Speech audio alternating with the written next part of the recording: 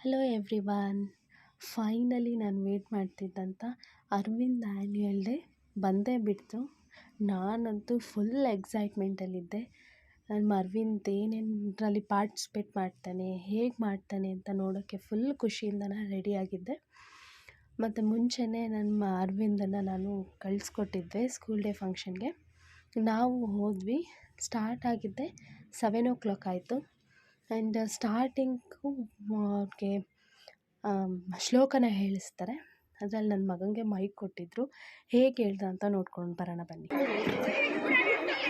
ಶುಭ ಕರೋತಿ ಕಲ್ಯಾಣಂ ಆರೋಗ್ಯಂ ಧನ ಸಂಪದ ಶತ್ರು ಬುದ್ಧಿ ವಿನಾಶಾಯ ದೀಪಜ್ಯೋತಿ ಜನಾರ್ದನ ದೀಪೋಕ್ತಿ ಪಾಪಾನಿ ಪ್ರಾತದೀಪ ನಮಸ್ತುತೆ.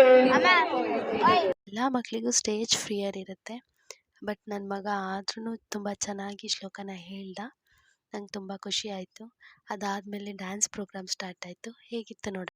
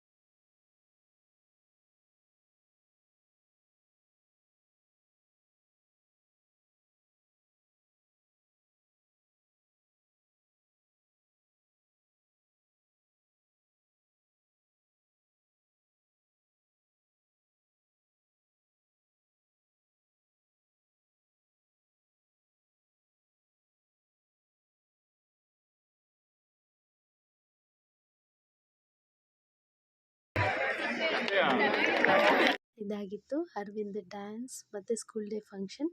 ಹೇಗಿತ್ತು ಡ್ಯಾನ್ಸ್ ಮತ್ತು ಸ್ಕೂಲ್ ಡೇ ಫಂಕ್ಷನ್ ಅಂತ ಕಮೆಂಟ್ ಮಾಡಿ. See you in the next blog. Thank you.